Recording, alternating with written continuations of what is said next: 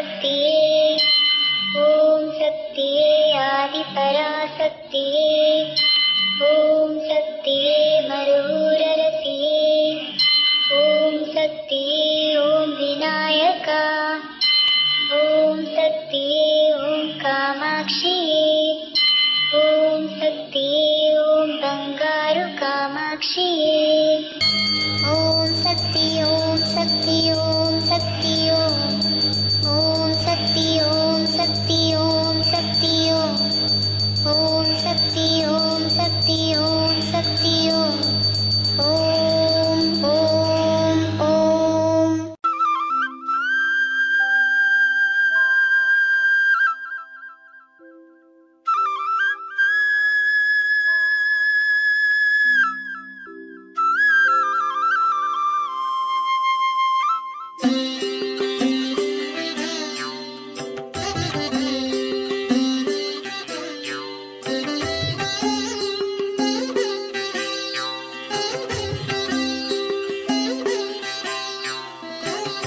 செங்கதிரும் கீழ் திசையில் செம்பனொளி பாய்ச்சியுன் சேவடிகள் வணங்கி நின்றான்.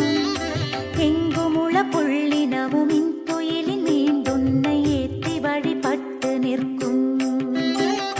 பொங்கு தேர் வண்டினமும் தேனுண்டு தேவி உனை சீர்பாடி உலவி நிற்கும். எங்கள் வினை தீர்க்க மேல் மருவத்தூர் குடிகொண்ட எம் தாயை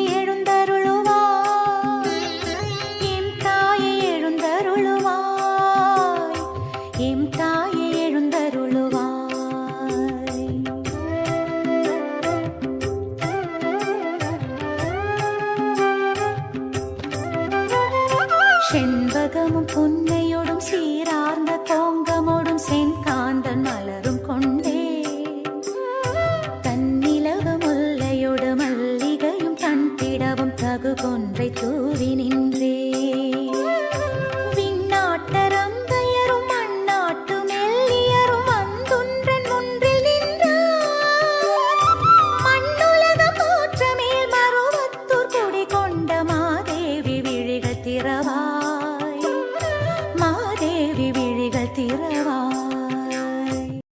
ஓம் சக்தி பராசக்தி ஓம் சக்தி பராசக்தி ஓம் சக்தி பராசக்தி ஒன்றாம் சக்தி மாலை சரணம் ಓಂ சக்தியே.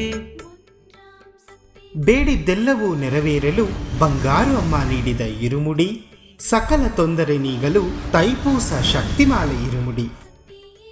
ಇದೇ ಡಿಸೆಂಬರ್ 15, 2024ರಿಂದ ಫೆಬ್ರವರಿ 10, 2025ರವರೆಗೆ ಭಕ್ತಿಯಿಂದ ಇರುಮುಡಿ ಸಲ್ಲಿಸಿ ಸ್ವಯಂಭುಗೆ ಅಭಿಷೇಕ ಮಾಡುವ ಸದಾವಕಾಶ. ಶಕ್ತಿಮಾಲೆ ಇರುಮುಡಿ ಧರಿಸಲು ನಿಮ್ಮ ಹತ್ತಿರದ ವಾರ ಪೂಜಾ ಮಂಡಳಿ ಅಥವಾ ಶಕ್ತಿಪೀಠವನ್ನು ಸಂಪರ್ಕಿಸಿ. ಮೇಲ್ಮರುವತ್ತೂರ್ ಆದಿಪರಾಶಕ್ತಿ ಸಿದ್ಧರ್ ಪೀಠದಲ್ಲಿ ತೈಪೂಸ ಶಕ್ತಿಮಾಲೆ ಇರುಮುಡಿ ಮಹೋತ್ಸವ.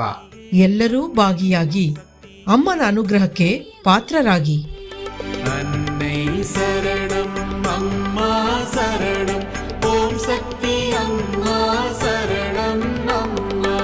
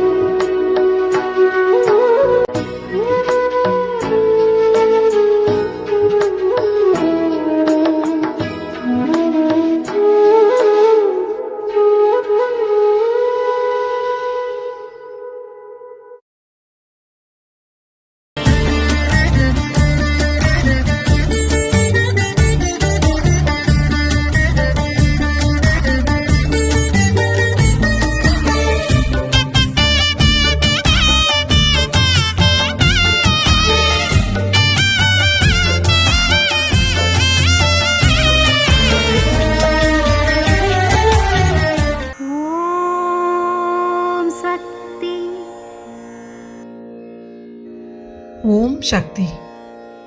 ಗದ್ದಲ ಗಲಾಟೆ ಮಾಡದೆ ಮೌನವಾಗಿ ಇರುಮುಡಿ ಸಲ್ಲಿಸಿದರೆ ಶಕ್ತಿ ಉಂಟು. ಕಡ್ಡಾಯವಾಗಿ ಮೌನವನ್ನು ಅನುಸರಿಸಬೇಕು. ಇದು ಅಮ್ಮನವರ ದೈವವಾಣಿ. ಓಂ ಶಕ್ತಿ.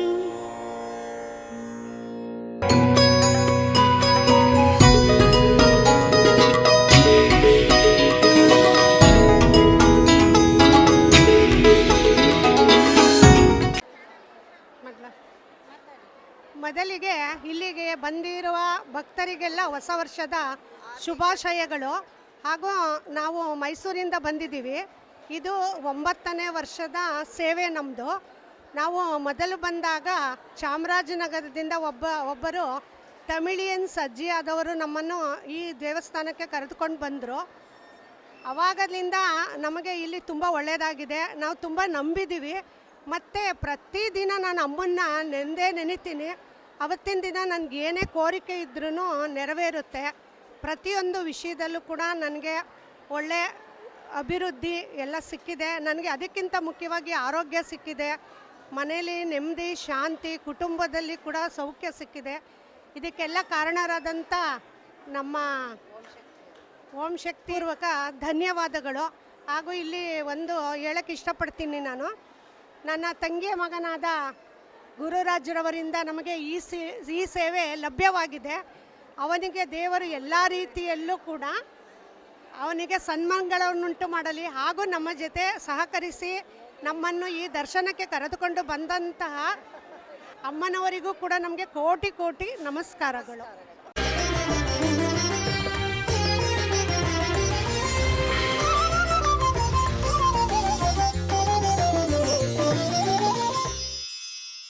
ಓಂ ಶಕ್ತಿ ಪೂಜೆನ ಮನೇಲಿ ಹೇಗೆ ಮಾಡೋದು?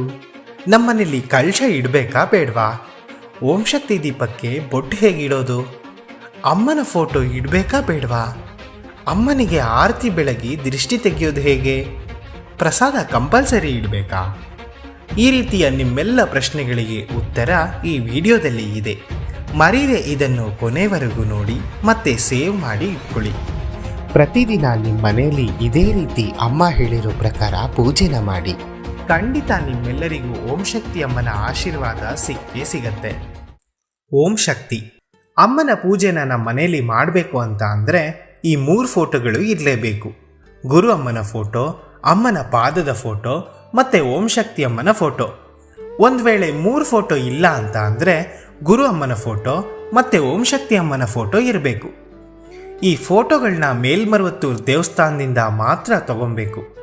ಒಂದು ವೇಳೆ ನಿಮ್ಮ ಮನೆಯಲ್ಲಿ ಓಂ ಶಕ್ತಿ ಅಮ್ಮನ ಫೋಟೋ ಆಗಲೇ ಇತ್ತು ಅಂತ ಅಂದರೆ ಅದರಲ್ಲಿ ಸ್ವಯಂಭೂ, ದೇವಿ, ಗುರು ಅಮ್ಮ ಈ ರೀತಿ 3 ಇದೆಯಾ ಅಂತ ನೀವು ಚೆಕ್ ಮಾಡ್ಕೊಳ್ಳಿ.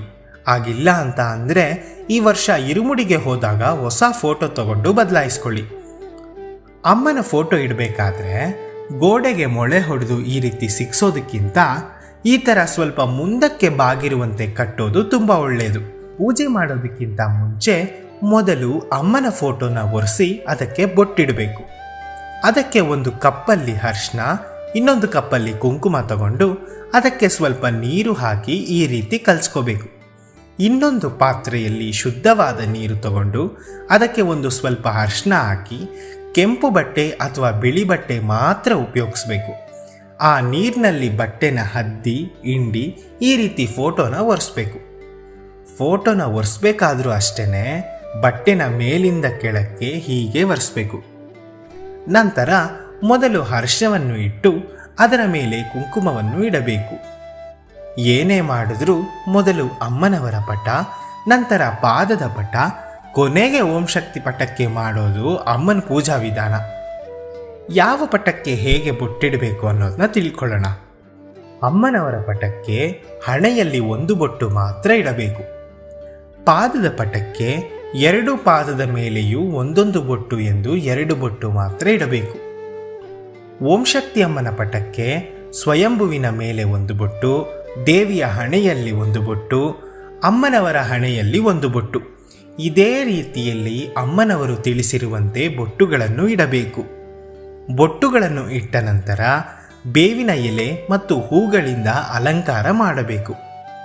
ಓಂ ಶಕ್ತಿ ಫೋಟೋಗೆ ಅಲಂಕಾರ ಮಾಡಬೇಕಾದ್ರೆ ಹೂವನ್ನು ಈ ರೀತಿ ಫೋಟೋಗೆ ಸರಿಯಾಗಿ ಅಮ್ಮ ಕಾಣುವಂತೆ ಹಾಕಬೇಕು. ಯಾವುದೇ ಕಾರಣಕ್ಕೂ ಹೂವಿನಲ್ಲಿ ಕೆಳಗಿರುವ ಅಮ್ಮನವರನ್ನೋ ಅಥವಾ ಸ್ವಯಂಭುವನ್ನು ಕಾಣದೇ ಇರುವಂತೆ ಮಾಡುವುದು ಮಹಾ ತಪ್ಪು. ನೆನಪಿರಲಿ, ಈಗಾಗಲೇ ಹೇಳಿದಂಗೆ ಮೊದಲು ಅಮ್ಮನವರ ಫೋಟೋ, ನಂತರ ಪಾದದ ಫೋಟೋ, ನಂತರ ಓಂ ಶಕ್ತಿ ಫೋಟೋ, ಇದೇ ರೀತಿ ಮಾಡಬೇಕು.